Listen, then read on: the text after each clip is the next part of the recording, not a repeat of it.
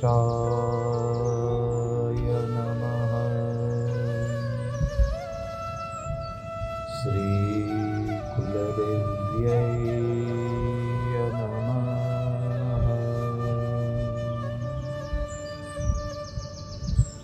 સર્વ વિઘ્ન વિનાશાય સર્વ કલ્યાણ હેતવે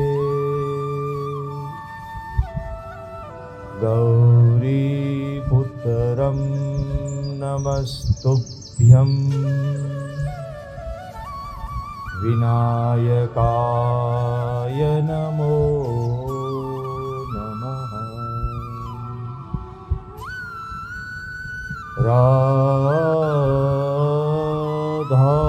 ભક્તિર હરિર્જ્ઞાનમ કાવ્યામ યાચ સમન્વિતા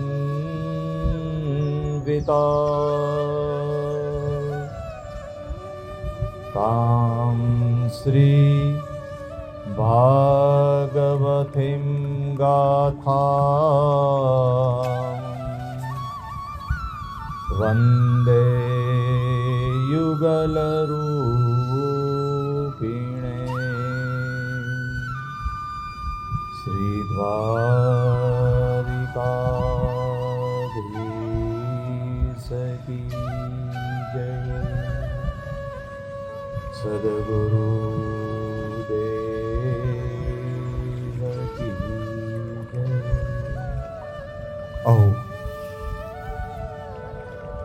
ફરીથી આ ભાગવતી ગાથાની અંદર પ્રવેશ કરીએ. શ્રીમદ ભાગવત મહાત્મ્યની અંદર પહેલો શ્લોક આપણે જોયો. સચ્ચિદાનંદ રૂપાય વિશ્વત્પ્રત્યાદિ હેતવે તાપત્રય વિનાશાય શ્રી કૃષ્ણાય વયમ નમઃ. સચ્ચિદાનંદ સ્વરૂપ ભગવાન નંદ નંદન ગોપીજન વલ્લભ બાલકૃષ્ણ પ્રભુને, શ્રી કૃષ્ણને વયમ નુમઃ અમે બધા નમસ્કાર કરીએ છીએ. આવો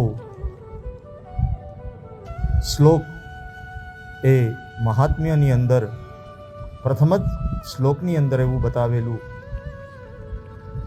કે આ ગ્રંથના વિશે એટલે કે આ ભાગવતી ગાથાના વિશે વ્યાસજી મહારાજ, સુખદેવજી મહારાજ વગેરે આ કૃષ્ણને બધા દુઃખોમાંથી મુક્તિ થવા માટે નમસ્કાર કરી અને આગળ વધે છે. આપણે જોશું કે ભક્તિ મહારાણી એ વૃદ્ધ થયા, એના બે પુત્રો જ્ઞાન અને વૈરાગ્ય. જ્ઞાન અને વૈરાગ્ય એ વૃદ્ધાવસ્થા છે, માતાની તરુણાવસ્થા છે. આ કઈ રીતે થયું એ કથાથી આપણે આગળ વધશું. નારદજી એ બધા લોકોની અંદર ભ્રમણ કરતા કરતા કે મૃત્યુલોક એટલે કે પૃથ્વીલોક ઉપર આવ્યા. પૃથ્વીલોક ઉપર આવી અને એમણે જોયું કે આ પૃથ્વીલોક ઉપર એક સ્ત્રી યુવાન અવસ્થા અને બે પુત્રો કે જેની વૃદ્ધાવસ્થા છે અને પોતાના માતાના ખોળાની અંદર એ પડ્યા છે, નિંદ્રાધીન છે. નારદજીને કંઈ સમજાયું નહીં. નારદજીએ ભક્તિ મહારાણીને બે હાથ જોડી અને પ્રશ્ન કર્યો છે કે હે દેવી, તમે કોણ છો અને તમારા ખોળામાં માથું રાખી અને સૂતેલા આ બે જે વૃદ્ધો છે એ કોણ છે? કૃપા કરી મને કહો. ત્યારે ભક્તિ મહારાણીએ નારદજીને કહ્યું છે કે હે પ્રભુ, મારું નામ ભક્તિ છે અને મારા ખોળાની અંદર આ માથા રાખી અને સૂતેલા બે વૃદ્ધો છે ને એ મારા પુત્રો છે, જેનું નામ જ્ઞાન અને વૈરાગ્ય છે. હું યુવાન છું અને મારા બંને પુત્રો વૃદ્ધાવસ્થાને પામ્યા છે. આનો કોઈ તમે ઉપાય જાણતા હો તો કૃપા કરી મને કહો. નારદજીએ ઘણા બધા મંત્રો એ બંને પુત્રોના કાનની અંદર કહી સંભળાવ્યા, અનેક પ્રકારના શ્લોકો કહી સંભળાવ્યા, પરંતુ એ જ્ઞાન અને વૈરાગ્ય નામના બે પુત્રો છે એ આળસ મળી અને પાછા સૂઈ જાય છે. નારદજી ચિંતામાં મુકાણા કે મારે શું કરવું. એ નારદજી આ જ્ઞાન અને વૈરાગ્યના જે સંતાપો છે, જે દુઃખો છે, એને શાંત કરવા માટે, એનો ઉપાય શોધવા માટે સત્વરે ત્યાંથી નીકળ્યા. ભક્તિ મહારાણીને એમને આશ્વાસન આપ્યું કે હે માં, તમે અહીંયા થોભો, હું આનો કોઈ ઉપાય શોધી લાવું છું. નારદજી જતા હતા રસ્તામાં અને સનદ આદિ વગેરે કુમારો એમને મળ્યા છે અને એમને પ્રશ્ન કર્યો છે, કથમ બ્રહ્મદીન મુખ કૃતશ્ચિંતાતુરો ભવાન ત્વરિતમ ગમ્યતે કુતર કૃતશ્ચાગમનમ તવ.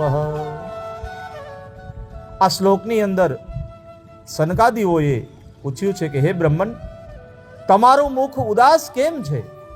તમે શા માટે ચિંતાતુર છો? આટલા બધા ઉતાવળા તમે ક્યાં જઈ રહ્યા છો? અને તમારું આગમન ક્યાંથી થઈ રહ્યું છે અત્યારે આ સઘળું? હે નારદજી, અમને જણાવો. ત્યારે નારદજીએ કુમાર જે સનકાદિક વગેરે ઋષિકુમારો છે એકને કહે છે, અહમ તો પૃથ્વીમ યાતો જ્ઞાત્વા સર્વોત્તમામિતિ પુષ્કરમ ચ પ્રયાગમ ચ કાશીમ ગોદાવરીમ તથા. નારદજી કહે છે સોનકાદી ઋષિઓને, સર્વોત્તમ લોક સમજી અને હું જે પૃથ્વી ઉપર આવ્યો, અહીં પુષ્કળ, પ્રયાગ, કાશી, ગોદાવરી, હરિદ્વાર, કુરુક્ષેત્ર, રંગનાથ, સેતુબંધ વગેરે કેટલાય તીર્થોમાં અહીં તહીં વિચરતો રહ્યો, પણ મને મારા મનને સંતોષ આપનારી શાંતિ મને ક્યાંય જોવા મળી નહીં. આ સમયે અધર્મના સહાયક કળિયુગે સમસ્ત પૃથ્વીને દુઃખી કરી છે. સત્યમ નાસ્તિ તપઃ શોચમ દયાદાનમ ન વિદ્યતે ઉદરમ ભરિણો જીવા વરાકાકૂટભાષિણ. આ પૃથ્વી ઉપર હવે સત્ય, તપ, શૌચ એટલે કે આંતરની અને બાહ્યની શુદ્ધતા, મન પણ પવિત્ર હોવું જોઈએ, શરીર પણ પવિત્ર હોવું જોઈએ અને શરીરની દરેક ઇન્દ્રિયો પણ એ પવિત્ર હોવી જોઈએ, એને શૌચ કહેવું છે. દયા, દાન વગેરે કશું પણ નથી. બિચારા દરેક જીવ માત્ર પોતાનું પેટ ભરવામાં જ લાગેલા છે. તેઓ અસત્યભાષી, આળસુ, મંદબુદ્ધિ, ભાગ્યહીન અને ઉપદ્રવગ્રસ્ત બન્યા છે. જેઓ સાધુ સંત કહેવાય છે તેઓ પૂરા પાખંડી થઈ ગયા છે. જોવામાં તો તેઓ વિરક્ત લાગે છે, પરંતુ પત્ની, ધન વગેરે બધાનો પરિગ્રહ કરે છે. દરેક ઘરની અંદર સ્ત્રીઓનું રાજ્ય છે. દરેક વ્યક્તિ પોતાના શાળાની સલાહ લે છે. લોભથી લોકો કન્યા વિક્રય એટલે કે દીકરીને વેચે છે અને પતિ પત્ની વચ્ચે કંકાસ થાય છે. આવા બધા કળિયુગના ગુણો બતાવેલા છે. તરુણીમ પ્રભુતા ગેહે શ્યાલકો બુદ્ધિદાયક કન્યાયા વિક્રયણો લોભાત દંપતિ નામ ચ કલહનમ. ખાસ કરીને આ કળિયુગની અંદર આવા બધા તત્વો જોવા મળે છે. આ રીતે કળિયુગના દોષો જોતો અને પૃથ્વી પર વિચરતો વિચરતો હું યમુનાજીના તટે પહોંચ્યો કે જ્યાં ભગવાન શ્રી કૃષ્ણ અનેક લીલાઓથી યુક્ત છે. અનેક લીલાઓ ત્યાં ભગવાને કરી છે.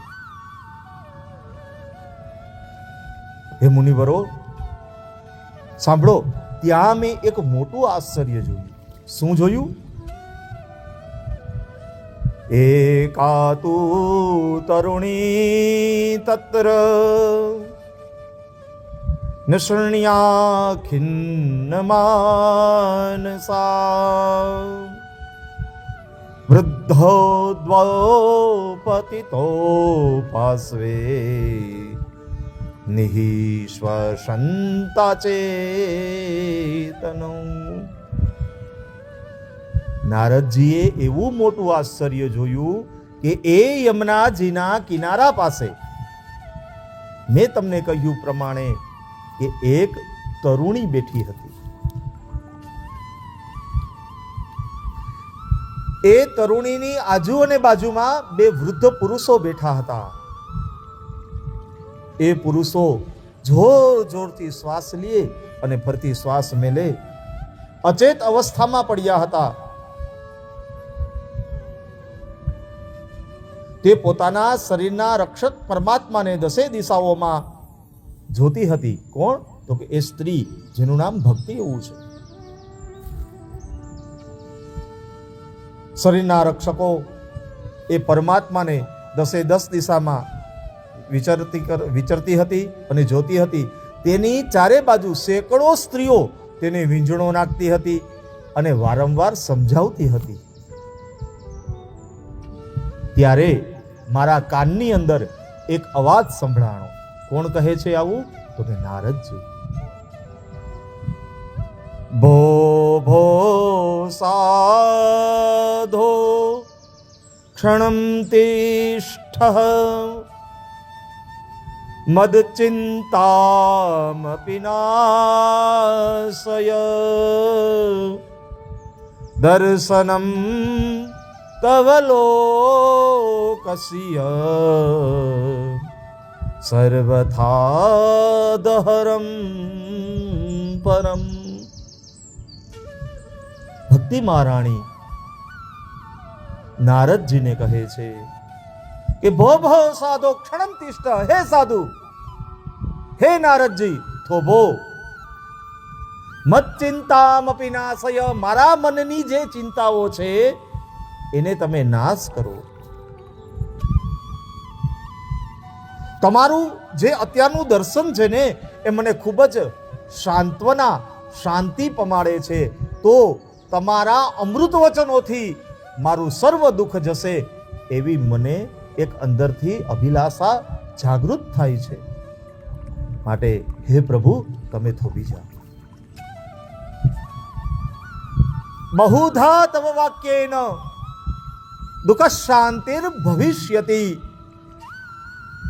બહુધા તવ વાક્યેન ખૂબ જ સરસ મજાનો શબ્દ છે કે દરેક વ્યક્તિના શબ્દોથી માણસ તૃપ્ત નથી થતું, પણ હજારોમાં કોઈ એક એવો વ્યક્તિ હોય કે જે બે શબ્દ બોલે ને તો પણ માણસને તૃપ્તિ થાય છે. માણસના અંતરના દુઃખોમાંથી ક્યાંક એને મુક્તિ મળે છે. યુવતીએ કહ્યું છે, અહમ ભક્તિરિતિ ખ્યાતા ઇમો મે તનયો મતો. મારું નામ ભક્તિ છે, આનું નામ જ્ઞાન, આનું નામ વૈરાગ્ય. બંને મારા પુત્રો છે. આ જ્ઞાન અને વૈરાગ્ય છે ને એ કાળ બળે જ તેઓ જર્જરિત થયા છે, એટલે કે વૃદ્ધાવસ્થાને પામ્યા છે. આ દેવી ગંગાઓ વગેરે નદીઓ છે જે બધી મારી સેવા કરવા માટે જ આવેલી છે. આ રીતે સાક્ષાત દેવીઓની સેવા પામવા છતાં પણ મને સુખ અને શાંતિ નથી. હે તપોધન, હવે ધ્યાન દઈ અને મારો વૃત્તાંત સાંભળો. આમ તો મારી કથા પ્રસિદ્ધ છે, છતાં પણ હું તમને સંભળાવું છું, તમે સાંભળો. ઉત્પન્ના દ્રવિડે સાહમ વૃદ્ધિમ કર્ણાટકે ગતા ક્વચિન મહારાષ્ટ્રે ગુર્જરે જીર્ણતાં ગતા. હે નારદજી, હું દ્રવિડ દેશની અંદર ઉત્પન્ન થયેલી છું. કર્ણાટકમાં હું ઉછરી, ક્યાંક મહારાષ્ટ્રમાં સન્માન પામી, પરંતુ ગુજરાતની અંદર આવી અને મને ઘરપણે ઘેરી લીધું છે. હે નારદજી, ત્યાં ઘોર કળિયુગના પ્રભાવથી પાખંડીઓએ મારો અંગભંગ કરી દીધો છે. બહુ લાંબા સમય સુધી આવી અવસ્થા રહેવાને કારણે હું પોતાના પુત્રો સહિત દુર્બળ અને નિસ્તેજ થઈ ગઈ છું. હવે હું જ્યારથી વૃંદાવનમાં આવી છું ત્યારથી ફરી પરમ સુંદરી સ્વરૂપવાન નવયુવતી થઈ ગઈ છું. પરંતુ આ સામે પડી રહેલા મારા બંને પુત્રો થાક્યા અને હાર્યા દુઃખી થઈ રહ્યા છે. હવે હું આ સ્થાન છોડી અને બીજે ક્યાંય જવા ઈચ્છતી નથી, અથવા તો હું આ સ્થાન છોડી અને બીજે ક્યાં જાઉં? અતઃ શોચામિ ચાત્માનમ વિસ્મયાવિષ્ટમાનસા વદ યોગનિતે ધીમન કારણમ ચાત્ર કિમ ભવે. આ કારણે હું આશ્ચર્યચકિત ચિત્તથી પોતાની આ સ્થિતિ પર શોક કરી રહી છું. આપ પરમ બુદ્ધિમાન અને યોગ નિધિ છો, આનું કારણ શું છે બતાવશો? ત્યારે નારદજી વિચાર કરવા લાગ્યા. નારદજીએ જ્ઞાન અને વૈરાગ્યના કર્ણની અંદર અનેક પ્રકારના સ્તોત્રોનું ગાન કર્યું છે, પણ એનાથી એ જ્ઞાન અને વૈરાગ્ય છે એ ઊભા નથી થતા. આગળ કહે છે નારદજી ભક્તિ મહારાણીને કે રાજા પરીક્ષિતને આ પાપી કળિયુગને શા માટે રહેવા દીધો? એના આવતા જ બધી વસ્તુઓના સાર કોણે કોણે જાણે ક્યાં ચાલ્યા ગયા હોય. કરુણમયી શ્રી હરિ પણ અધર્મ સી રીતે જોઈ શકે? હે મુનિ, મારો આ સંદેહ દૂર કરો.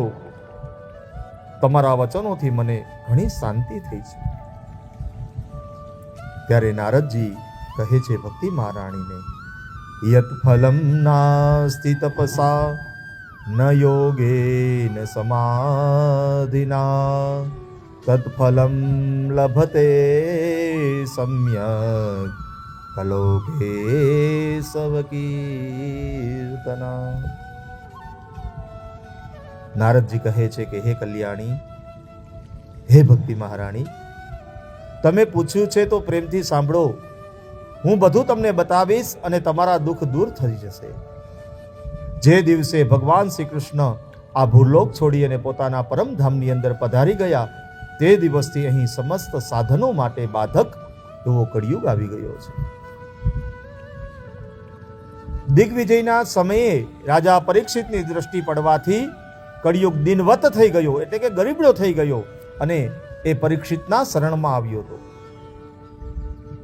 ભ્રમર જેવા સારગ્રાહી રાજાએ એવો નિશ્ચય કર્યો કે મારે આનો વધ નહીં કરવો જોઈએ, કારણ કે એ મારા શરણની અંદર આવ્યો છે. જે ફળ તપ, યોગ અને સમાધિથી પણ નથી મળતું, તે ફળ કળિયુગમાં શ્રી હરિકીર્તનથી સારી રીતે અને સમ્યકપણે મળે છે. આ રીતે સારહીન હોવા છતાં પણ તેને એક દ્રષ્ટિએ સારયુક્ત જોઈ તેમણે કળિયુગમાં ઉત્પન્ન થનારા જીવોના સુખ માટે અને તેને કળિયુગને રહેવા દીધો છે. વિપ્રેર્ભાગવતીં વાર્તાં ગેહે ગેહે જને જને કારિતા કર્ણલોભેન કથા સારસ્તતો ગતઃ. આ કળિયુગ કેવો આવ્યો છે, આ કળિયુગમાં શું શું થઈ રહ્યું છે એનું વર્ણન નારદજી કહે છે કે બ્રાહ્મણો માત્ર અન્ન અને ધનની પ્રાપ્તિના લોભે જ પ્રત્યેક ઘર અને પ્રત્યેક માણસને ભાગવતની કથા સંભળાવે છે. તેથી કથાનો સાર ચાલ્યો ગયો છે. અનેક તીર્થોની અંદર માણસો ફક્ત પોતાના પાપ ધોવા માટે, સ્નાન કરવા માટે જાય છે, નહીં કે તેમનું પૂજન અને તેમનું તર્પણ. એથી તીર્થોનો પણ સાર ચાલ્યો ગયો છે.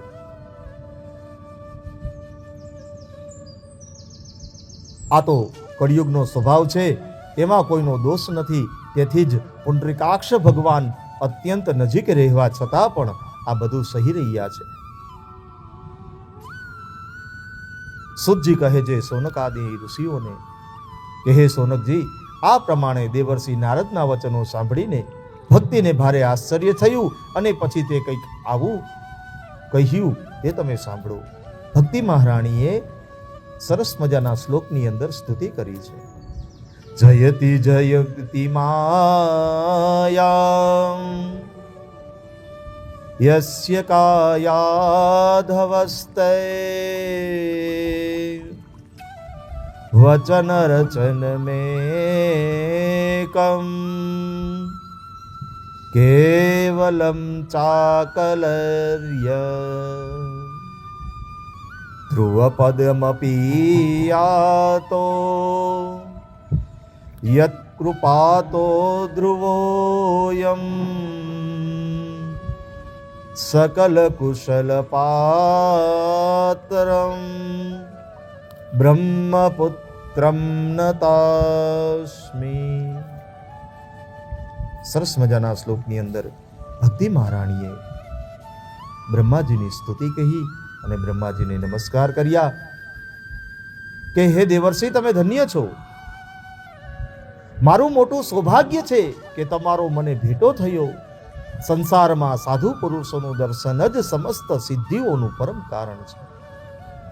તમારો માત્ર એક જ વારનો ઉપદેશ ધારણ કરી અને કયાધુ કુમાર પ્રહલાદે માયા ઉપર પણ વિજય મેળવી લીધો હતો.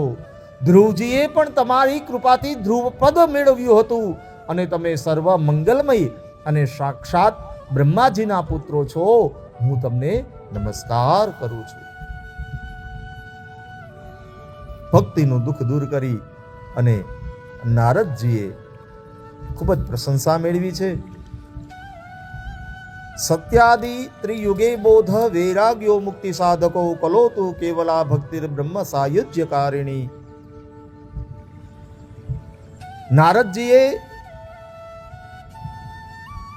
ભક્તિ મહારાણીને કહે છે કે ભગવાન શ્રી કૃષ્ણના ચરણ કમળોનું ચિંતન કરો, તેની કૃપાથી તમારું સઘળું દુઃખ દૂર થઈ જશે. જેમણે કૌરવોના અત્યાચારમાંથી દ્રૌપદીનું રક્ષણ કર્યું, જેને ગોપ સ્ત્રીઓને સનાથ કરી, તે શ્રી કૃષ્ણ કઈ ક્યાંય જતા થોડા રહ્યા છે. વળી તમે તો સાક્ષાત ભક્તિ છો અને તમને હંમેશા પ્રાણીય પ્રિય છો. તમારા બોલવાથી તો ભગવાન નીચ લોકોના ઘરોમાં પણ ચાલી આવે છે. સત્ય, ત્રેતા અને દ્વાપર આ ત્રણેય યુગોમાં જ્ઞાન અને વૈરાગ્ય મુક્તિના સાધન હતા. પરંતુ કળિયુગમાં તો કેવળ ભક્તિ જ બ્રહ્મ સાયુધ્ય એટલે કે મોક્ષની પ્રાપ્તિ કરનારી છે.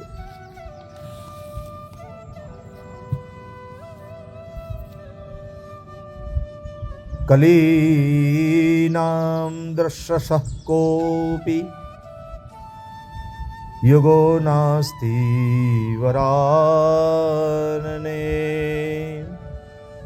તસ્મિસ્ત્વામ સ્થાપયિષ્યામિ ગેહે ગેહે જને જને. હે ભક્તિ મહારાણી, હું તમને દરેક ઘર પ્રત્યેક મનુષ્યના હૃદયની અંદર સ્થાપિત કરીશ. જુઓ, અન્ય બધા ધર્મોને દબાવીને ભક્તિ વિષય મહોત્સવને આગળ રાખીને જો હું આ લોકમાં તમારો પ્રચાર ન કરું તો હું હરિનો દાસ નહીં. આવું નારદજી કહે છે. વ્રત, તીર્થ, યોગ, યજ્ઞ, જ્ઞાન, ચર્ચા વગેરે ઘણા બધા સાધનોનું શું કામ છે? એકમાત્ર ભક્તિથી જ મુક્તિ આપનારી છે. હે સાધુ, તમે મહાકૃપાળુ છો. તમે ક્ષણવારમાં જ મારું બધું દુઃખ દૂર કરી દીધું, પણ હજી મારા પુત્રો ચેતનામાં નથી આવ્યા. તમે એને તત્કાળ સચેત કરો, એને જાગૃત કરો. સુતજી મહારાજ કથાનક કહે છે કે ભક્તિના આવા વચનો સાંભળી નારદજી કરુણાપૂર્ણ બન્યા. તેઓ જ્ઞાન અને વૈરાગ્યને હાથીથી હચમચાવ્યા, જગાડ્યા, પણ જાગતા નથી. ઓ જ્ઞાન જલ્દી જાગો, ઓ વૈરાગ્ય જલ્દી જાગો, આવી બૂમો પાડી છે. મુખમ સંયોજ્ય કરણાંતે શબ્દમુચ્ચે સમુચ્ચરન જ્ઞાન પ્રબુદ્ધતામ શીઘ્રમ રે વૈરાગ્ય પ્રબુદ્ધતામ. નારદજીએ બંને પુત્રોના કાનની અંદર કહ્યું કે હે જ્ઞાન જાગો, હે વૈરાગ્ય જાગો, પણ નથી જાગતા. નારદજીએ ઘણી બધી રીતે જ્ઞાન અને વૈરાગ્યને જાગૃત કરવાની પ્રયત્ન કર્યો, ચેષ્ટાઓ કરી, પણ કળિયુગનો પ્રભાવ જ્ઞાન અને વૈરાગ્ય પર એટલો બધો થયો કે જાગૃત નથી થતા. ઘણા બધા પ્રયત્નો પછી પણ શું કર્યું નારદજીએ? વેદ વેદાંત ઘોષૈશ્ચ ગીતા પાઠેર મુહુર્મુહુ બોધ્યમાનો તદા તેન કશ્ચિચ્ચોત્યોત બલ્લવાન. નારદજીએ વેદોના મંત્રનો ઘોષ કર્યો છે. જ્ઞાન વૈરાગ્યના કર્ણની અંદર ચારે ચાર વેદોના મંત્રો નારદજી બોલ્યા, પણ કઈ ન થઈ. ગીતા પાઠેર મુહુર્મુહુ, ગીતાજીના ઘણા બધા શ્લોકોના પાઠ કર્યા, ઘણા બધા શ્લોકોનું અધ્યયન કર્યું. શું થયું? તો કે જ્ઞાન અને વૈરાગ્ય ક્ષણિક જાયગા, આળસ મળી, પાછા સૂઈ ગયા. જ્ઞાન અને વૈરાગ્ય એ સઘળા બેઠા નથી થતા. નારદજીને ખૂબ જ ચિંતા થવા લાગી કે આ રીતે ભૂખ અને તરસના માર્યા અત્યંત દુર્બળ હોવાને કારણે તેમને ફરતી સૂતા જોઈ નારદજીને મોટી ચિંતા થઈ. તેઓ વિચારવા લાગ્યા કે હવે મારે શું કરવું? આમની આ નિંદ્રા, એનાથી વધુ તો એમની આ વૃદ્ધાવસ્થા કઈ રીતે દૂર કરવી? આ રીતે ચિંતા કરતા કરતા તેઓ ભગવાનનું સ્મરણ કરવા લાગ્યા. વ્યોમવાણી તદેવાન ભુન્મા ઋષે વિખિદત્યતિ. નારદજી મનની અંદર વિચાર કરે છે કે મારે શું કરવું. એ જ સમયે વ્યોમવાણી એટલે કે આકાશવાણી થઈ છે. આકાશવાણીની અંદરથી નારદજીના કાનની અંદર શબ્દો સંભળાણા કે હે દેવર્ષિ, આ માટે તમે એક સત્કર્મ કરો કે જે કર્મ તમને સંત શિરોમણી મહાનુભાવો બતાવશે. જે સત્કર્મનું અનુષ્ઠાન કરતા જ ક્ષણવારમાં આમની નિંદ્રા અને વૃદ્ધાવસ્થા ચાલી જશે અને સર્વત્ર ભક્તિનો પ્રચાર થશે. આવી વ્યોમવાણી કહેતા આકાશવાણી સાંભળી નારદજી ફરીથી બોલ્યા છે કે આ આકાશવાણીએ પણ ગૂઢ રૂપે જે વાત કહી છે એ તો બતાવ્યું નહીં કે આનું સાધન શું. ગયા છે સુતજી પાસે. સુતજી કહે છે કે પછી તો જ્ઞાન અને વૈરાગ્ય બંનેના ત્યાં જ છોડી અને નારદ મુનિ ત્યાંથી ચાલી નીકળ્યા.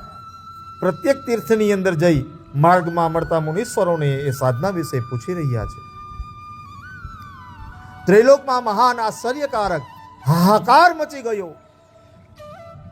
લોકો બધા એક જ વાત કરી રહ્યા છે કે ભાઈ, જ્યારે વેદ ધ્વનિ, વેદાંત ઘોષ અને વારંવાર ગીતા સાંભળવા છતાં પણ ભક્તિ, જ્ઞાન અને વૈરાગ્ય આ ત્રણેયને જગાડી ન શક્યા, ત્યારે તો અન્ય આનો કયો ઉપાય છે? ત્યારે નારદજી અત્યંત ચિંતાતુર થયા અને બદ્રિકા વનની અંદર આવ્યા છે. જ્ઞાન વૈરાગ્યને જાગૃત કરવા માટે ત્યાં તેમણે એવો નિશ્ચય કર્યો કે હું તપશ્ચર્યા કરીશ. તે જ સમયે તેમણે પોતાની સામે કરોડો સૂર્ય જેવો તેજસ્વી સનકાદિક મુનીશ્વરો દેખાયા. તેમને જોઈ મુનિશ્રેષ્ઠ કહેવા લાગ્યા છે. નારદજીએ મુનિશ્રેષ્ઠોને કહ્યું છે કે હે મહાત્માઓ, સદા વેંકુઠ નીલયા હરિ કીર્તન તત્પરા લીલામૃત રસોન્મત્તા કથા માત્રેક જીવન. નારદજીએ ઋષિ મુનિઓને કહ્યું છે કે તમે હંમેશાને માટે વૈકુંઠ ધામની અંદર વાસ કરનારા છો, નિત નિરંતર હરિ સંકીર્તન કરનારા છો, નિત નિરંતર ભગવાનની કથાનું શ્રવણ કરનારા છો. અરે હું તો ત્યાં સુધી કહીશ કે આપનો નિજ ખોરાક એ પણ હરિકથા છે, કે તમારા જીવન છે એ જીવન માત્ર કથા માટે જ તમે જીવો છો. એ ભગવાનની ભક્તિમાં તમે ઉન્મત્ત રહો છો. એકમાત્ર ભગવત કથા જ તમારા જીવનનો આધાર છે. હરિ શરણમ એટલે કે ભગવાન તમારું શરણ છે. આ વાક્ય હંમેશા તમારા મુખમાં રહે છે. આનાથી કાળ પ્રેરિત વૃદ્ધાવસ્થામાં પણ તમને અવરોધતી નથી. બતાવો, આકાશવાણીએ જેની બાબતમાં કહ્યું છે એ સાધન કયું છે? મારે કેવી રીતે એનું અનુષ્ઠાન કરવું જોઈએ? તમે મને વિસ્તારથી વર્ણન કરો. ભક્તિ, જ્ઞાન અને વૈરાગ્યને કઈ રીતે સુખ મળી શકે અને કઈ રીતે બધા વર્ણોમાં તેમની પ્રેમપૂર્વક પ્રતિષ્ઠા કરી શકાય. ત્યારે કુમારો બોલ્યા છે, અહો નારદ ધન્યોસ્મિ વિરક્તાનામ શિરોમણી સદા શ્રી કૃષ્ણદાસાનામ જ્ઞેયો યોગ ભાસ્કર. સનકાદિક વગેરે ઋષિમુનિઓ કહે છે કે હે દેવર્ષિ, તમે ચિંતા ના કરો, મનમાં પ્રસન્ન થાઓ. તેમના ઉદ્ધારનો એક સરળ ઉપાય પહેલાથી જ વિદ્યમાન છે. તમે ભક્તિ માટે જે ઉદ્યમ કરી રહ્યા છો તે તમારા માટે કોઈ આશ્ચર્યની વાત સમજવી ન જોઈએ. ભગવાનના ભક્ત માટે તો ભક્તિની સમ્યક સ્થાપના કરવી એ સદાય ઉચિત જ છે. તમને આકાશવાણીએ જે સત્કર્મનો સંકેત કર્યો છે તે અમે બતાવીએ છીએ. તમે પ્રસન્ન અને દત્તચિત્ત થઈ અને સાંભળો. હે નારદજી, દ્રવ્ય યજ્ઞ, તપ યજ્ઞ, યોગ યજ્ઞ અને સ્વાધ્યાય રૂપી જ્ઞાન યજ્ઞ આ બધા તો સ્વર્ગ વગેરેની પ્રાપ્તિ કરવાના કર્મ પ્રત્યે સંકેત કરે છે. પરંતુ પંડિતોએ જ્ઞાન યજ્ઞને જ સદકર્મ એટલે કે મુક્તિદાયક કર્મનો સૂચક માન્યો છે. તે જ્ઞાન યજ્ઞ શ્રીમદ ભાગવતનું પારાયણ છે, જેનું ગાન સુખ વગેરે મહાઋષિ મુનિઓએ કર્યું છે, જેનો શબ્દ સાંભળવાથી ભક્તિ અને જ્ઞાન અને વૈરાગ્ય એમને મોટું બળ મળશે. માટે તમે એ કરો. નારદજીએ કહ્યું કે મેં વેદાંતોના ઉચ્ચારણ કર્યા, ધ્વનિઓ કરી, ગીતા પાઠ કરી, તેમને ઘણા જગાડ્યા, પણ એમ છતાં તે ત્રણેય એટલે કે ભક્તિ, જ્ઞાન અને વૈરાગ્ય જાગતા નથી.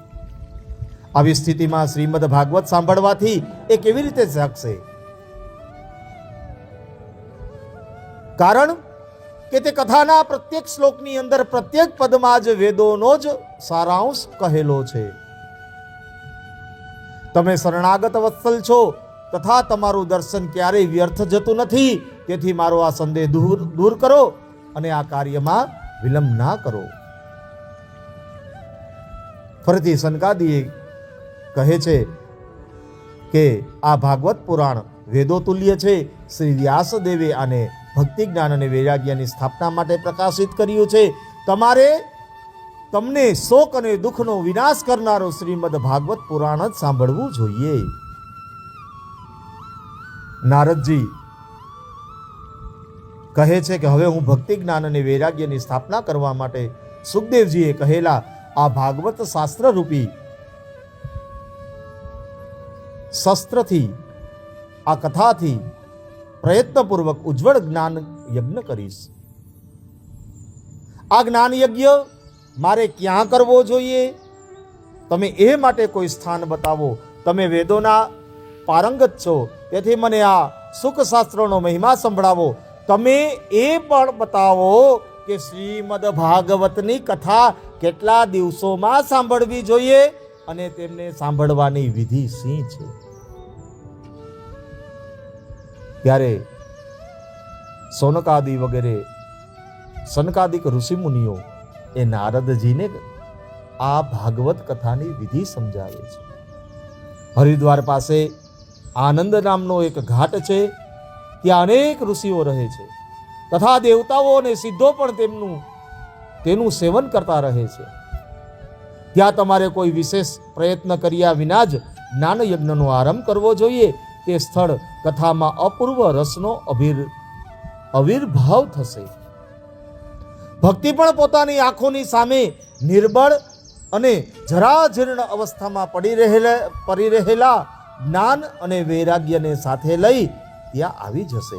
એની તમે ચિંતા ના કરતા. આ જગ્યા ઉપર ભૃગુ, વશિષ્ઠ, ચવન, ગૌતમ, મેઘાતિથિ, દેવલ, દેવરાજ, પરશુરામજી, વિશ્વામિત્ર, શાકલ્ય, માર્કંડેય, દત્તાત્રેય, પીપલાદ આવા બધા યોગેશ્વરો પણ ત્યાં હાજર રહેશે. એમના ઉપરાંત વેદ, વેદાંત, ઉપનિષદો, મંત્ર, તંત્ર, 17 પુરાણો અને 6 શાસ્ત્રો પણ મૂર્તિમંત બની અને ત્યાં ઉપસ્થિત રહેશે. ગંગા વગેરે નદીઓ, પુષ્કર વગેરે સરોવરો, કુરુક્ષેત્ર વગેરે સમસ્ત ક્ષેત્રો, બધી દિશાઓ, દંડક વગેરે વનો, હિમાલય વગેરે પર્વતો તથા દેવો, ગંધર્વો, દાનવો વગેરે બધા જ કથા સાંભળવા ચાલ્યા આવશે. જે લોકો પોતાના ગૌરવને કારણે આવ્યા નહીં તેમને મહર્ષિ ભૃગુ સમજાવી, મનાવી અને લઈ આવ્યા છીએ. શ્રોતાઓમાં વૈષ્ણવ, વૈરાગી, સંન્યાસીઓ, બ્રહ્મચારીઓ આગળ બેઠા છે અને આ બાજુ નારદજી બિરાજમાન થયા છે.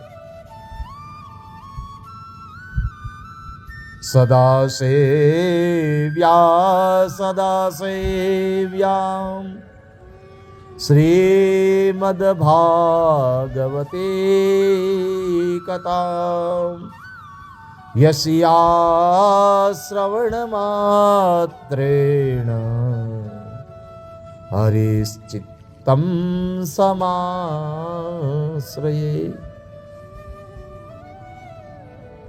શ્રીમદ ભાગવતની કથાનું સદા સર્વદા સેવન, આસ્વાદન કરવું જોઈએ.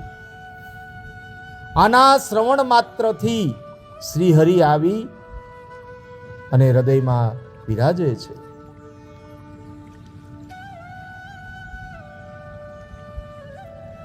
અનેકમ ભાગવતમ શાસ્ત્રમ મુક્તિદાનેન ગર્જતી. શું કહે છે કે મુક્તિ આપવા માટે એકમાત્ર ભાગવત શાસ્ત્ર એ ગર્જના કરી રહ્યું છે. જે ઘરની અંદર દરરોજ શ્રીમદ ભાગવતની કથા થાય છે તે ઘર તીર્થરૂપી બની જાય છે. જે મનુષ્ય દરરોજ ભાગવતનો અડધો અથવા તો ચતુર્થાંશ એટલે કે અડધાનો પણ અડધો શ્લોક બોલે છે એ ઘરની અંદર અશ્વમેઘ યજ્ઞો કરીએ એટલું બધું ફળ મળે છે. જે મનુષ્યો અંતકાળે ભગવાનનું વાક્ય સાંભળે છે અને તેના પર પ્રસન્ન થઈ અને ભગવાન તેને વૈકુંઠ ધામની અંદર મુક્તિ આપે છે. જે ફળ તપ, યોગ અને સમાધિથી પણ નથી મળતું, તે ફળ સર્વાંગ સંપૂર્ણપણે સપ્તાહનું શ્રવણ કરવાથી સહજ ભાવે મળી જાય છે. ભગવાન શ્રી કૃષ્ણ પરમધામ છોડીને જ્યારે પોતાના નિત્ય ધામની અંદર ભણી ગયા, ત્યારે તેમના મુખારવિંદમાંથી 11મા સ્કંધનો જ્ઞાનોપદેશ સાંભળી અને ઉદ્ધવજીએ પૂછ્યું હતું. ઉદ્ધવજી પ્રશ્ન કરે છે, હે ગોવિંદ, આપ તો હવે પોતાના ભક્તોનું કામ કરી અને પરમધામ જવા ઈચ્છો છો, પણ મારા મનમાં એક મોટી ચિંતા છે, એ સાંભળી અને આપ મને શાંત કરો. પ્રભાસ ક્ષેત્રની અંદર ઉદ્ધવજીના આવા વચનો સાંભળી અને ભગવાન વિચારવા લાગ્યા કે ભક્તોના અવલંબન માટે મારે શી વ્યવસ્થા કરવી જોઈએ. ત્યારે ભગવાને પોતાની સઘળી શક્તિ ભાગવતમાં મૂકી દીધી અને તેઓ અંતર ધ્યાન થઈ આ ભાગવત સમુદ્રમાં પ્રવેશી ગયા. આ ભાગવત ભગવાનની સાક્ષાત શબ્દમયી મૂર્તિ છે. આનું સેવન, શ્રવણ, પાઠ અથવા દર્શન કરવા માત્રથી મનુષ્યના તમામ પાપો નાશ પામે છે. એથી જ આનું સપ્તાહ શ્રવણ સૌથી ઉત્તમ મનાયું છે. કડીકાળમાં આ જ એક એવો ધર્મ છે કે જે દુઃખ, દારિદ્ર્ય, દુર્ભાગ્ય અને પાપોને ધુવે છે, એટલે કે એને નષ્ટ કરે છે. કામ, ક્રોધ વગેરે શત્રુઓ પર વિજય આપે છે.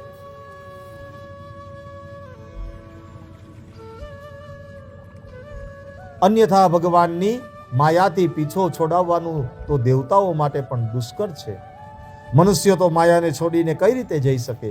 તેથી એનાથી છૂટવા માટે પણ સપ્તાહનું શ્રવણ વિધાન બતાવવામાં આવ્યું છે.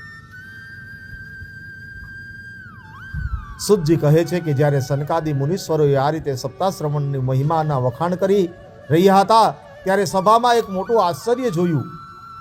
એ હું તમને કહું છું, તમે સાંભળો. ભક્તિ સ્તુતો તો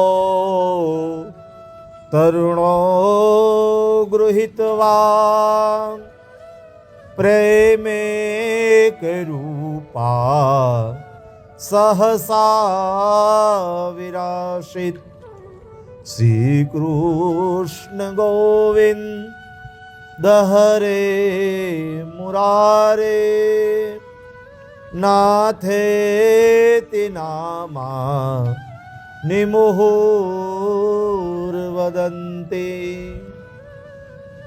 કેવું આશ્ચર્ય જોયું કે જ્યાં આ કથા ચાલતી હતી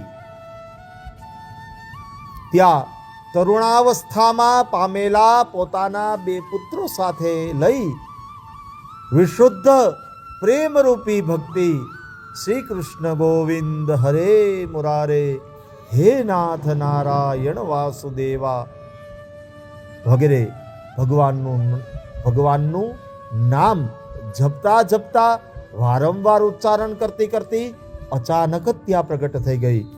બોલીએ શ્રી ભક્તિ મહારાણી કી જય. આગળ કહે છે કે બધા જ સભાજનોએ જોયું કે પરમ સુંદરી ભક્તિ રાણી ભાગવતના અર્થમાં આભૂષણ પહેરેલી ત્યાં પધારી છે. મુનિઓની તે સભામાં બધા જ એવો તર્ક વિતર્ક કહેવા લાગ્યા કે અહીં કેવી રીતે આવી અને કેમ પ્રવિષ્ટ થઈ. ત્યારે સનકાદિઓએ કહ્યું કે આ ભક્તિ દેવી હમણાં જ કથાના અર્થમાં પ્રગટ થઈ છે. તેમના આ વચનો સાંભળી ભક્તિ પોતાના પુત્રો સમેત અત્યંત વિનમ્ર બની અને તેમને સનતકુમારજીને કહ્યું. ભક્તિ મહારાણી કહેવા લાગ્યા કે હું કળિયુગમાં નષ્ટપ્રાય થઈ ગઈ છું. તમે કથામૃતનું સિંચન કરીને મને પુનઃ પુષ્ટ કરી છે. હવે તમે એ બતાવો કે હું ક્યાં રહું. આ સાંભળી સનકાદિઓએ કહ્યું કે તમે ભક્તોને ભગવાનનું સ્વરૂપ પ્રદાન કરનારા, અનન્ય પ્રેમનું સંપાદન કરનારા અને સંસારના રોગોને નિર્મૂળ કરનારા છો. તેથી તમે ધૈર્ય ધારણ કરી નિત્ય નિરંતર વિષ્ણુ ભક્તોના હૃદયની અંદર જ નિવાસ કરો. આ રીતે સનકાદિક ની આજ્ઞા મળતા જ ભક્તિ તરત જ ભગવત ભક્તોના હૃદયની અંદર બિરાજમાન થયા છે. જેમના હૃદયમાં એકમાત્ર શ્રીહરિની ભક્તિ નિવાસ કરે છે, તેઓ ત્રૈલોકીમાં અત્યંત નિર્ધન હોવા છતાં પણ ધન્ય છે. કારણ કે આ ભક્તિને તાતણે બંધાય જો સાક્ષાત ભગવાન પણ પોતાનું પરમધામ છોડી અને તેમના હૃદયમાં આવીને વસે છે. પૃથ્વીલોક પર આ ભાગવત સાક્ષાત પરબ્રહ્મનો નિગ્રહ એટલે કે મૂર્તિરૂપ છે. આપણે એના મહિમાનું કેટલું વર્ણન કરીએ તેનો આશ્રય લઈને અને સાંભળવાથી જો સાંભળનાર અને સંભળાવનાર બંનેને ભગવાન શ્રી કૃષ્ણની સમતા પ્રાપ્ત થાય છે. તેથી અમે છોડી અને અન્ય ધર્મોના આચરણનું શું પ્રયોજન કરવું?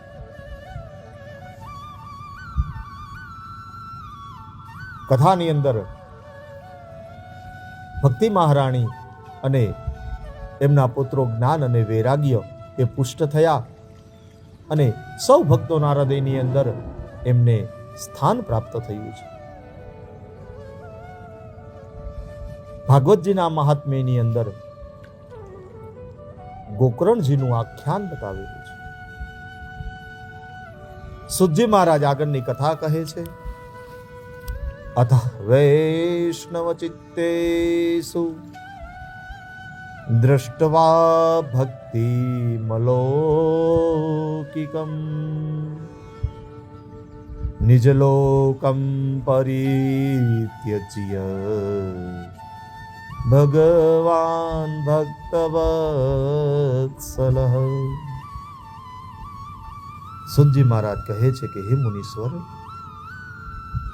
જે સમયે પોતાના ભક્તોના ચિત્તમાં અલૌકિક ભક્તિનો પ્રાદુર્ભાવ થયેલો જોઈ ભક્તવત્સલ શ્રી ભગવાન પોતાનું ધામ છોડી અને ત્યાં પધાર્યા છે.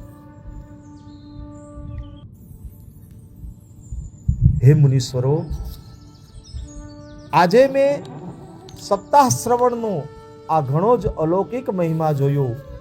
અહીં જે ઘણા મૂર્ખ અને દુષ્ટ લોકો તથા જે પશુ પક્ષીઓ પણ છે તે સૌ અત્યંત નિષ્પાપ બન્યા છે. હે મુનિવરો, તમે સૌ ઘણા દયાળુ છો.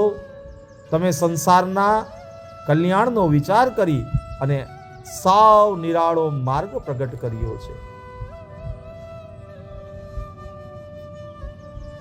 તમે સૌ સંસારના કલ્યાણનો વિચાર કરી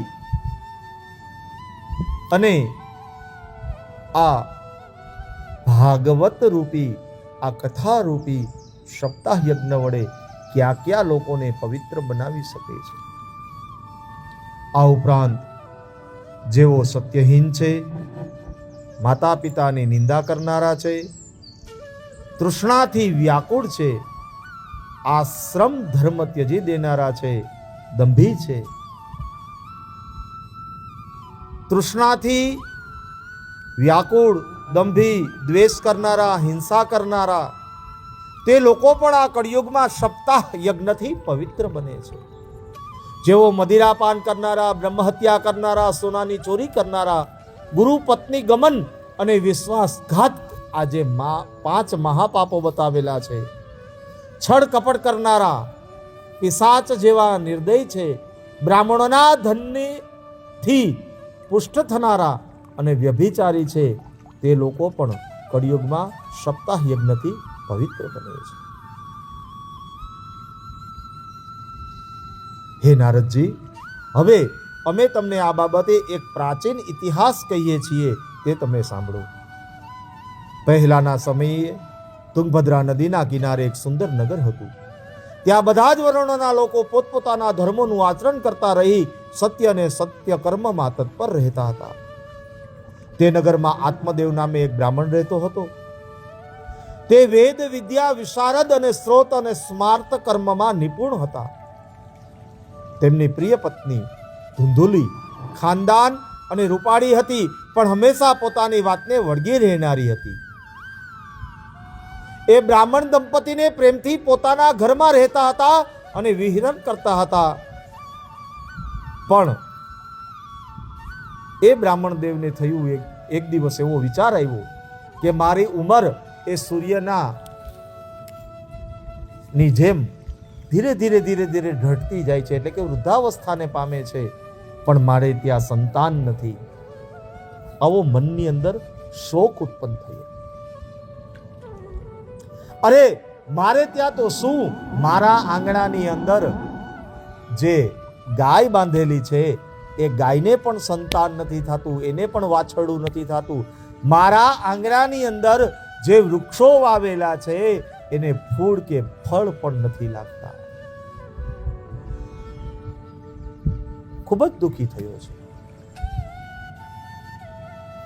એ બ્રાહ્મણે સંતાન પ્રાપ્તિ માટે અનેક પ્રયત્ન કર્યા, પણ એને ત્યાં સંતાન ન થયું. અંતે નિસંતાન એ બ્રાહ્મણ દેવે મૃત્યુને અપનાવવાનો વિચાર કર્યો છે. પોતાનો દેહ ત્યાગ કરવા માટે નગરની બહાર જતા હતા. ખૂબ જ રોતા હતા. ત્યારે એક યતિ કહેતા એને સંત મળ્યા છે. બ્રાહ્મણને રોતા રોતા આવતા જોઈ અને સંત હૃદય નવનીત સમાના, સંતોનું હૃદય ખૂબ જ નરમ હોય. એ યતિ દેવે આ બ્રાહ્મણ દેવને પૂછ્યું, કથમ રોદિષિ વિપ્ર ત્વમ કાતે ચિંતા બલીયસી યદત્વમ સત્પરમ મહ્ય સ્વસ્ય દુઃખસ્ય કારણ. કથમ રોદિષિ વિપ્ર, હે બ્રાહ્મણ દેવ, શું કામ રુદન કરો છો? તમે આટલા બધા શું કામ દુઃખી દેખાવ છો? વદત્વમ સત્વરમ, મને જલ્દીથી તમે કહો. મહ્યમ સર્વસ્ય દુઃખસ્ય કારણમ, તમારા દુઃખનું કારણ મને કહો. ત્યારે બ્રાહ્મણ દેવ કહે છે કે કિમ બ્રવીમિ ઋષે દુઃખમ પૂર્વ પાપેન સંચિતમ મદીયા પૂર્વજાસ્તોયમ કોષ્ણમુપભુંજતે.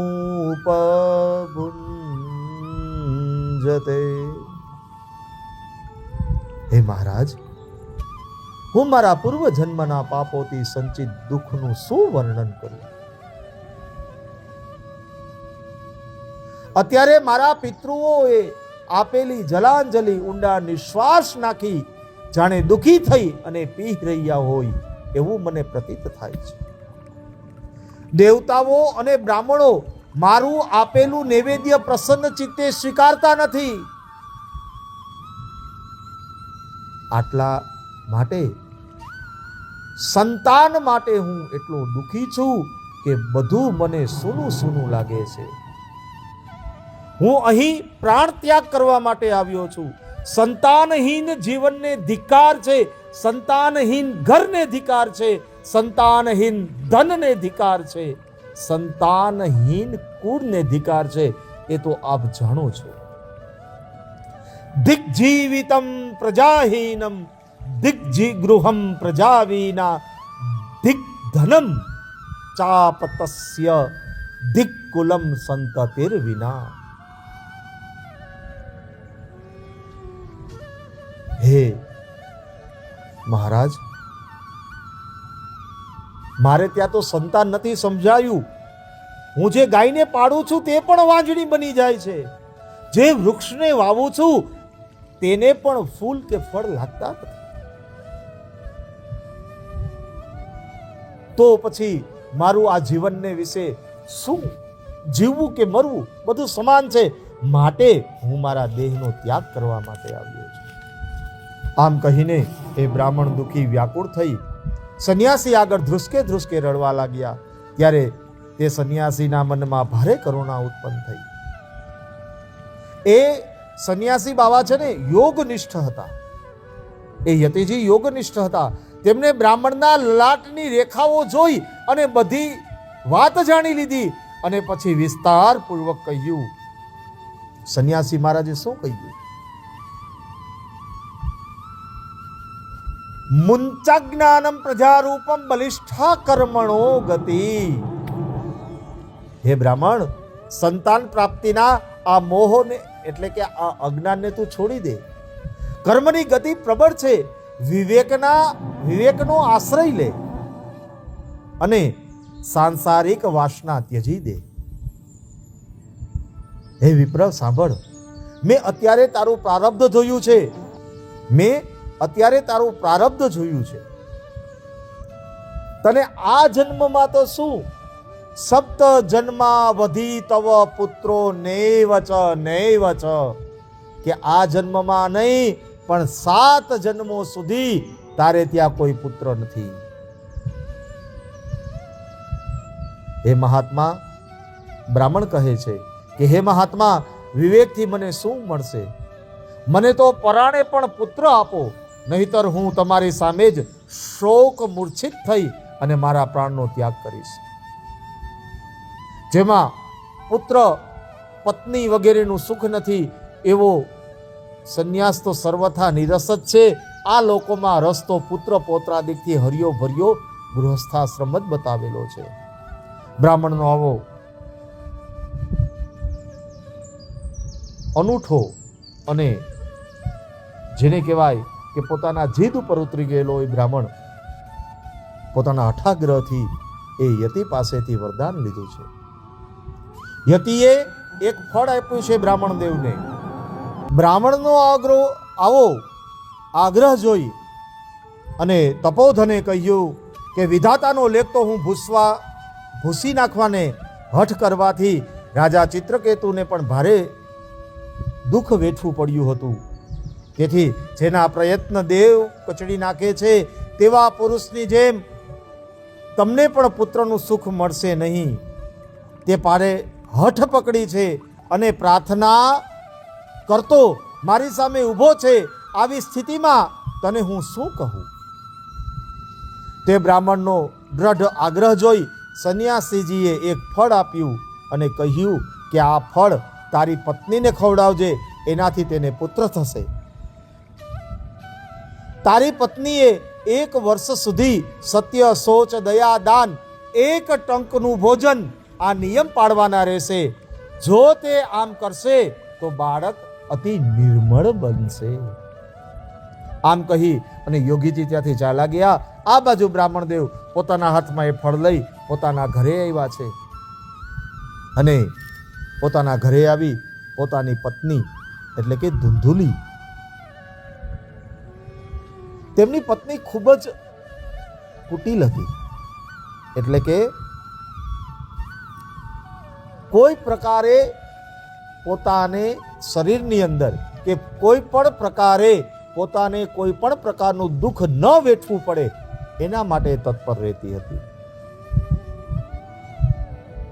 જ્યારે બ્રાહ્મણ દેવે પોતાની પત્નીને ફળ આપ્યું અને કહ્યું કે આ સાધુ સંતોની પ્રસાદી છે, આને તું આરોગ અને આ ફળ ખાવાથી આપણે ત્યાં પુત્રનો જન્મ થશે. આવું કહી અને બ્રાહ્મણ દેવ ત્યાંથી ચાલ્યા ગયા. આ બાજુ ધુંધુલીને મનની અંદર વિચાર આવ્યો કે જો હું આ ફળ ખાઈશ તો મને ગર્ભ રહેશે તો મને જે ભાવતા રસાસ્વાદો છે હું લઈ નહીં શકું. મારું શરીર છે બેડોળ થઈ જશે અને હું ક્યાંય હરીફરી નહીં શકું, મારું મનનું ધાર્યું નહીં કરી શકું. આ ધુંધુલીએ ત્યાં સુધી પણ વિચાર કર્યો કે જો કદાચ હું ગર્ભવતી હોઉં, મને 8મો મહિનો ચાલતો હોય, આપણા નગરની અંદર આગ લાગે, આ નગરજનો બધા બહાર નીકળી જાય, પણ હું બહાર ન જઈ શકું, તો કદાચ હું મરી જાઉં, તો આવા વિચારો કરવા લાગી છે. ભાગવતજીની અંદર તો ઘણા બધા વિચારો પ્રગટ કરેલા છે ધુંધુલીના. અંતે ધુંધુલીને વિચાર આવ્યો કે મારે એનું શું કરવું. ત્યાં તો એની બેન આવી છે. જો આ સંસારની અંદર બધાને ભગવાનનો નિયમ છે કે જ્યાં ધન છે ત્યાં અન્ન નથી, અને જ્યાં અન્ન છે ત્યાં ધન નથી. એટલે કે માણસનું જીવન છે એ માણસને કઈ રીતે જીવવું એ માણસ ઉપર છે. પણ જે માણસને ભૂખ લાગી છે, જેને જમવા માટે ખોરાક જોઈએ છે, અન્ન જોઈએ છે, તો એની પાસે અન્ન નથી હોતું. અને જે માણસને ખોરાકની જરૂર નથી, એ પોતાને જમવું હોય તો પણ બીજા ઉપાયો કરવા પડે, આવા વ્યક્તિને ત્યાં અન્ન ઘણું છે. બરોબર આવો જ દાખલો છે આ, કે ધુંધુલીની બેન એ ખૂબ જ ગરીબ હતી, પણ ત્યાં સંતાનો હતા. ધુંધુલીને ત્યાં સંતાન નહોતા, પણ ખૂબ જ ધનવાન હતા. ધુંધુલીની બેને ધુંધુલીને કહ્યું કે બેન, તું આ શું વિચાર કરીને આ ફળ શું કામ હાથમાં લઈને રમે છે? ત્યારે કહ્યું કે હે બેન, તારા બનેવી આ ફળ લઈ આવ્યા છે. કીધું કે સંન્યાસી મારા જે આ ફળ આપ્યું છે, જો આને હું ખાઈશ તો હું ગર્ભવતી બનીશ. તો બેને કહ્યું કે એ તો બેન સારું કહેવાય કે ગર્ભવતી બન, તો આ શીઘ્ર તું આ ફળ ખાઈ જા. પણ ધુંધુલી કહે છે કે બેન, મારે આ ફળ નથી ખાવું, કારણ કે જો ગર્ભવતી બનીશ તો મારું શરીર બેડોળ થઈ જશે, વગેરે બધી વાત કરી. ત્યારે ધુંધુલીની બેનને વિચાર આવ્યો કે બેન, એક કામ કર, તારે આ ફળ નથી ખાવું, કઈ વાંધો નહીં, પણ મારા બનેવીને તો કંઈક જવાબ દેવો જોશે ને. એના માટે મારી પાસે એક ઉપાય છે કે હું ગર્ભવતી છું, તું ગર્ભવતી બનવાનું નાટક કર. જ્યારે મારે ત્યાં પુત્ર આવશે, એ પુત્ર હું તને આપીશ, એના બદલામાં તું મને ધન દેજે. અને બનેવી પણ રાજી થઈ જશે, તું પણ રાજી અને હું પણ રાજી. ધુંધુલીએ તરત જ હા પાડી. પણ ધુંધુલીની બહેને પાછું ધુંધુલીને કીધું કે જો આ સંતોએ આ ફળ આપ્યું હોય તો આની કસોટી તારે કરવી હોય તો આ ફળ છે તારી ગાયને ખવડાવી દે. એટલે શીઘ્રતાથી એ ફળ છે પોતાના આંગણામાં બાંધેલી ગાયને ખવડાવ્યા છે. થોડો સમય ગયો, ધુંધુલી છે એ ગર્ભવતી બનવાનું નાટક કરી રહી છે. થોડો સમય જતા ધુંધુલીની બેનને ત્યાં પુત્ર પ્રાપ્તિ થઈ છે. એ અંધારાની અંદર પુત્રને કપડામાં વીંટી ધુંધુલીના હાથમાં સોંપે છે. ધુંધુલી એને ધન આપે છે. ધન લઈ પોતાના ઘર તરફ જાય છે. આ બાજુ ધુંધુલીએ કીધું છે એ બ્રહ્મદેવને, આત્મદેવને, કે આપણે ત્યાં પુત્ર રત્નની પ્રાપ્તિ થઈ છે. જો આને કહેવાય ખોટો મોહ, સંસારનો ખોટો મોહ માણસને તરત વળગી જાય છે. ધુંધુલીના એ શબ્દો સાંભળી આત્મદેવ ખૂબ જ રાજી થયા છે, ખૂબ જ દાન દક્ષિણા આપી છે. આગળ કહે છે કે એ સમય વીતા પછી ત્યાં પુત્ર રત્ન પ્રાપ્ત થયું. એનું નામ સંસ્કાર કરવામાં આવ્યા. ધુંધુકારી એવું નામ આપવામાં આવ્યું છે. આ બાજુ પોતાના આંગણાની અંદર જે ગાય બાંધેલી હતી એને જે યતિનું ફળ ખવડાવ્યું હતું, એ યતિ તપસ્વી હતા, એનું ફળ ક્યારે અફળ ન જાય. ગાયે એક બાળકને જન્મ આપ્યો. એ બાળકનો દેહ મનુષ્ય જેવો, પણ કાન હતા એ ગાય જેવા હતા, એટલે એનું નામ ગોકર્ણ એવું પાડ્યું છે. ગોનામ ઇન્દ્રિયા, એટલે કે જે પોતાની ગોનામ ઇન્દ્રથી, કાનથી ભગવાનનું ભક્તિ, સત્સંગ, કથા સાંભળે, એને પણ ગોકર્ણ કહી શકાય. ઘણા બધા અર્થ થાય છે ગોકર્ણના. બંને ભાઈઓ એ આત્મદેવ એને મોટા કરવા લાગ્યા છે. ગોકર્ણ પંડિતો જ્ઞાની ધુંધુકારી મહાખલ. ગોકર્ણ છે મોટા પંડિતજી થયા, મોટા જ્ઞાની થયા, અને ધુંધુકારી મહાદુષ્ટ થયો. ધુંધુકારી સ્નાન શૌચના આચરણ રહિત નો હતો, ખાવા પીવામાં કોઈ નિયમ ન હતો, વધુ ક્રોધી હતો, ખરાબ વસ્તુઓ સંઘરતો અને મર્દાને સ્પર્શ પામેલું ભોજન પણ પોતે ગ્રહણ કરતો હતો. પણ અંત સમયે શું થયું? તે હિંસક વૃત્તિનો બની ગયો. તેણે 5 વેશ્યાઓનો સંગ કર્યો છે.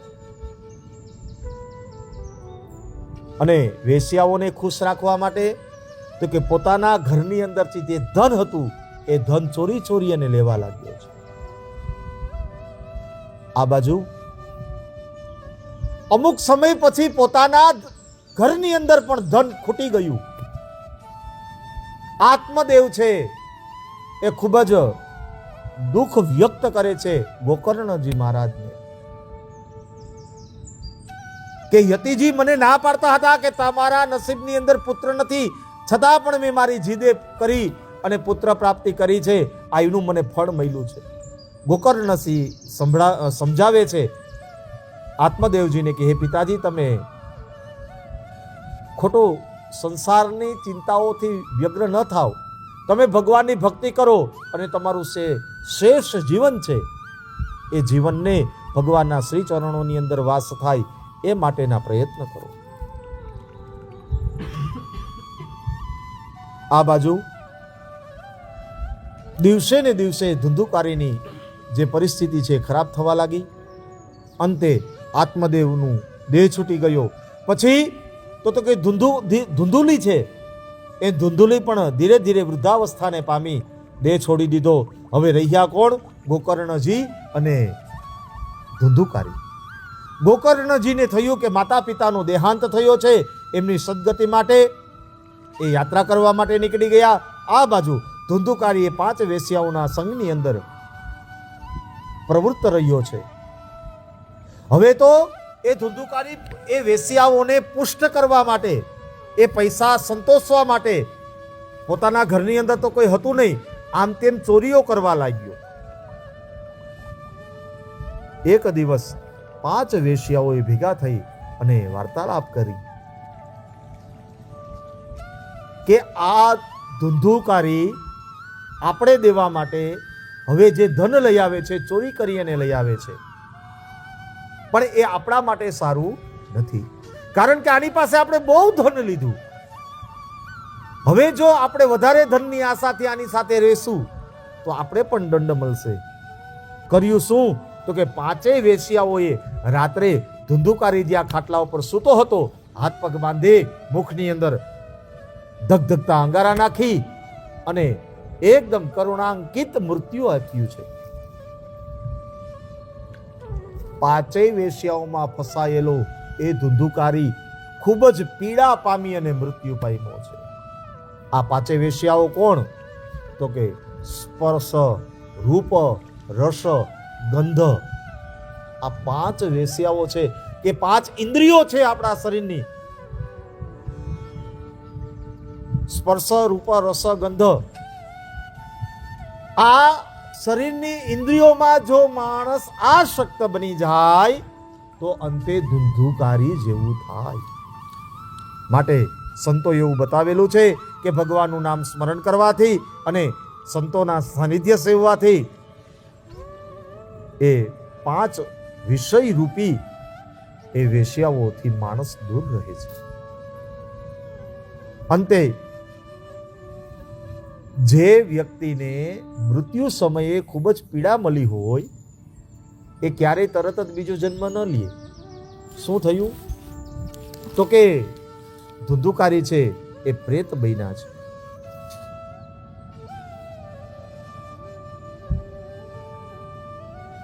આ બાજુ ગોકર્ણજી જ્યારે યાત્રા તીર્થાટનમાં હતા, એને સમાચાર મળ્યા કે મારો ભાઈ ધુંધુકારી પણ મૃત્યુ પામ્યો છે.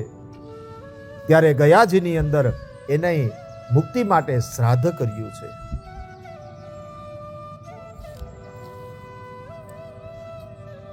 આત્મદેવ, ધુંધુલી અને ધુંધુકારી આ ત્રણેય માટે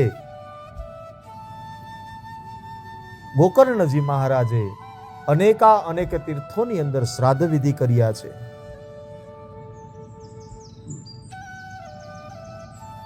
એક દિવસ થયું એવું કે ગોકર્ણજી તીર્થાટન કરી અને પાછા ઘરે આવ્યા છે, નિંદ્રાની અંદર ઓઢેલા છે, તો એમને અનેક આકાશ મંડળની અંદર એટલે કે સ્વપ્નની અંદર અનેક અલગ અલગ પ્રકારની આકૃતિઓ જોવામાં આવી.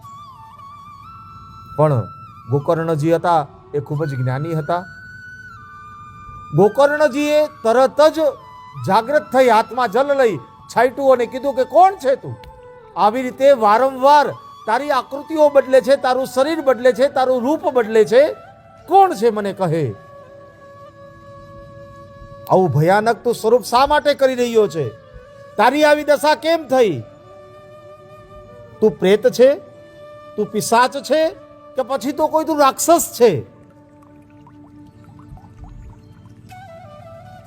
પણ એમાંથી કઈ જવાબ ન આવ્યો. ગોકર્ણજીએ જાતની અંદર અંજલિ લઈ મંત્ર અભિમંત્રિત કરી એની ઉપર છાટ્યું. થોડી સાંત્વના મળી. પછી એ પ્રેત રૂપી જે આકૃતિઓ બદલતો હતો એને વાચા આવી છે, એટલે કે એને એક અવાજ આવ્યો છે અને બોલે છે, અહમ ભ્રાતા ત્વદેયોસ્મિ ધુંધુકારીતિ નામતમ સ્વકીયેનેવ દોષેણ બ્રહ્મત્વં નાસિતં મયા. હું તારો ભાઈ છું, મારું નામ ધુંધુકારી છે. મેં પોતાના જ દોષથી પોતાનું બ્રહ્મણત્વ નષ્ટ કરી દીધું છે. હવે હું પ્રેત યોનિમાં પડી અને દુર્દશા ભોગવી રહ્યો છું. અત્યારે નસીબ જોગે કર્મ ફળનો ઉદય થવાથી હું માત્ર વાયુનું ભક્ષણ કરી અને જીવી રહ્યો છું. હવે કોઈ રીતે મને આ યોનિમાંથી જલ્દીથી છોડાવો. ગોકર્ણએ ધુંધુકારીની બધી વાતો સાંભળી અને પછી તેને કહ્યું છે કે મેં તારા માટે ગયાજીમાં વિધિપૂર્વક પિંડદાન કર્યું તો પણ તું પ્રેતમાંથી મુક્તિ ન મળ્યો. ત્યારે ધુંધુકારી કહે છે, ગયા શ્રાદ્ધ સતેનાપી મુક્તિર્મે ન ભવિષ્યતિ. હે ગોકર્ણજી મહારાજ, તમે 100 વખત ગયાજીની અંદર શ્રાદ્ધ કરો તો પણ મને મુક્તિ નહીં મળે. કારણ કે મારી કર્મની ગતિ એટલી બધી છે. ત્યારે ગોકર્ણજી મહારાજે તુભ્યમ નમો જગત સાક્ષિન બ્રુહી મે મુક્તિ હેતુકમ તચ્છુટ્વા દુરિતમ સૂર્યમ સ્ફુટમિત્યભ્યભાષતઃ. ગોકર્ણજીએ પ્રેતને કીધું કે અત્યારે તું ગમે તે જગ્યાએ સ્થાન પામી જા, હું કાલે સવારે તારી મુક્તિનો ઉપાય શોધીશ. આવું કહી અને ગોકર્ણજી મહારાજ સવારના પોરની અંદર નદી કિનારે સ્નાન કરવા ગયા છે. સંધ્યા વગેરે કરી સૂર્યનારાયણને અર્ઘ્ય આપ્યું છે. સૂર્યનારાયણની પ્રાર્થના કરી અને સૂર્યનારાયણને અર્ઘ્ય આપ્યું. પ્રાર્થના કરી કે હે જગત સાક્ષી, હે સૂર્યનારાયણ ભગવાન, મને કહો કે જે મારો ભાઈ ધુંધુકારી છે એના મોક્ષ માટે હું શું કરું? ત્યારે ભગવાન સૂર્યનારાયણે ગોકર્ણજી મહારાજને આદેશ આપ્યો છે, શ્રીમદ ભાગવતાન મુક્તિ સપ્તાહ વાંચનમ કુરુ. કે હે ગોકર્ણજી મહારાજ, તમારા ભાઈ ધુંધુકારીના પ્રેત યોનિમાંથી મુક્તિ મેળવવા માટે તમે સપ્તાહ વાંચનમ કુરુ, 7 દિવસની ભાગવત સપ્તાહનું વાંચન કરો. ગોકર્ણજી મહારાજે મનની અંદર નિશ્ચય કર્યો કે મારે આ સપ્તાહ વાંચન કરીશ, ગામજનોને હું શ્રોતા બનાવીશ અને આ કથા વાંચવા માટે કોને ગોતું? અંતે પોતે જ પોતાની ઉપર નજર કરી ગોકર્ણજી મહારાજ છે એ અહીંયા વ્યાસજી બન્યા છે, એટલે કે પ્રવક્તા બન્યા છે. ગામજનોને શ્રોતા બનાવ્યા. પોતાના ગામની બાજુની અંદર એક લીલાવાસનું જંગલ હતું. એ જંગલની અંદર સરસ મજાની આ કથા પ્રારંભ કરી છે. પહેલા જ દિવસે એ ધુંધુકારી વાયુ સ્વરૂપે એ 7 ગાંઠવાળા એક બાંબુની અંદર એટલે કે વાસની અંદર પ્રવેશી ગયો છે. ગોકર્ણજી મહારાજ સપ્તાહનું વાંચન કરે છે. સૂર્યોદયથી એ ભાગવતજીનું વાંચન કરે છે. એક ચિત્તે એકાસને જળનો ત્યાગ કરીને એ પ્રેત આ કથા સાંભળે છે. પેલા દિવસની કથા પૂર્ણ થઈ, એક ગાંઠ ફૂટી. બીજા દિવસની કથા પૂર્ણ થઈ, બીજી ગાંઠ ફૂટી. એવી રીતે એક એક દિવસની કથાનું પુણ્ય લેતો ગયો અને એ વાસની ગાંઠો ફૂટી ગઈ. 7મા દિવસે 7મી ગાંઠ ફૂટી અને એ ધુંધુકારી પ્રેત એક દિવ્ય જ્યોતિ સ્વરૂપે, એક દિવ્ય દેવતાઓનું કે ગંધર્વોનું રૂપ કહી શકાય એવું રૂપ લઈ અને બધાની સામે પ્રગટ થયો છે. હાથ જોડી અને ગોકર્ણ મહારાજજીને પ્રાર્થના કરી છે, હે ગોકર્ણજી ભાઈ, તમે આ સપ્તાહનું વાંચન કરી અને મારા ઉપર ખૂબ જ કૃપા કરી છે અને આનું પુણ્ય મને પ્રાપ્ત થયું છે અને હું મુક્તિને પામીશ. વૈકુંઠમાંથી પાર્ષદો સહિત એક વિમાન ઉતર્યું છે. એમાંથી આજુબાજુમાં વર્તુળાકારમાં ખૂબ જ પ્રકાશ ફેલાયો. બધા પાર્ષદો એ ગોકર્ણજી સહિત બધાને વિમાનમાં ગોકર્ણજી અને ધુંધુકારીને વિમાનમાં બેસી અને લઈ જવા માટે તત્પર થયા. પણ ગોકર્ણજીએ કીધું પાર્ષદોને કે તમે ખાલી મને અને ધુંધુકારીને શું કામ લઈ જાઓ છો? આ મારા ગામજનો છે એને શું કામ નથી લઈ જતા? ત્યારે પાર્ષદોએ એવું કીધું છે કે તમે એક ચિત્તે કથા શ્રવણ કરાવી છે અને ધુંધુકારીએ એક આસન ઉપર બેસી અને એક ચિત્તે કથા શ્રવણ કરી છે, માટે તમે બંને એ વૈકુંઠના અધિકારી થયા છો. તો પછી મારા ગામજનોનું શું વાંક? ત્યારે પાર્ષદોએ કહ્યું કે આ ગ્રામજનોએ પણ કથાનું શ્રવણ તો કર્યું છે, પણ પોતાના એ સંસાર રૂપી માયાથી મુક્ત નથી થયા. જો એ પોતાની સંસાર રૂપી માયાથી મુક્ત થઈ અને ભગવાનની કથા સાંભળશે તો એને પણ મુક્તિ મળશે. ગોકર્ણજીએ કીધું છે પાર્ષદોને કે તમે મારા ભાઈ ધુંધુકારીને લઈને જાઓ, હું ફરીથી કથા કરીશ અને મારા સમસ્ત ગ્રામજનોને હું મુક્તિ આપીશ. ફરીથી ગોકર્ણજીએ કથા કરી છે. ગ્રામજનો એક ચિત્તે એક આસને આખી કથા સાંભળી છે. કથાના અંતની અંદર ફરીથી વિમાન લઈ પાર્ષદો આવ્યા છે. ગોકર્ણજી સહિત એ બધા ગામજનો પણ એ વિમાનમાં બેસી શ્રી હરિ કહેતા વૈકુંઠની અંદર ધામ પામ્યા છે. આવી રીતે ગોકર્ણ મોક્ષ વર્ણન એ મહાત્મ્યની અંદર અને છેલ્લા અધ્યાયમાં સપ્તાહની વિધિ બતાવેલી છે કે આ સપ્તાહ કઈ રીતે કરવી જોઈએ. તો કે કોઈ પણ તીર્થક્ષેત્રની અંદર આ શ્રીમદ ભાગવતજીનું આયોજન કરવું જોઈએ. વનમાં અથવા તો પોતાના ઘરે થાય એ પણ સારું માનવામાં આવ્યું છે. જ્યાં લાંબુ પહોળું મેદાન હોય ત્યાં કથાનું સ્થળ રાખવું જોઈએ. એ ભૂમિને શુદ્ધ કરવી જોઈએ અને સરસ મજાનો મંડપ બનાવી કથા વાંચન કરવા માટે વ્યાસજીને નોતરવા જોઈએ. આ સપ્તાહ વાંચવાનો સમય શું છે? તો કે 3.5 પ્રહર સુધી આ કથા ચાલવી જોઈએ. 3.5 પ્રહર એટલે તો કે 10.5 કલાક કથાનું વાંચન થવું જોઈએ. મધ્યે ઘટિકા દ્વયમ એટલે કે મધ્યાને 39 મિનિટનો વિરામ રાખવો જોઈએ. કથા જે કરાવે છે એના માટેના નિયમો શું છે? તો કે અક્રોધનાહા શોચ પરાહા, ક્રોધ ન કરવો જોઈએ.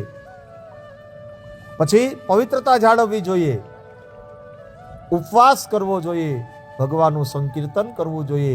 વક્તાનું અહીંયા બતાવેલું છે કે વક્તા કેવો હોવો જોઈએ, તો કે દ્રષ્ટાંતો કુશલો ધીર, કે જે કથા કરવામાં આવે એ કથા સરળતાથી સમજાઈ જાય, આવા દ્રષ્ટાંતો કુશલો ધીર, આવા દ્રષ્ટાંત દેવાવાળો કુશળ અને ધીરજ રાખવાવાળો હોવો જોઈએ, પવિત્રતાવાળો હોવો જોઈએ.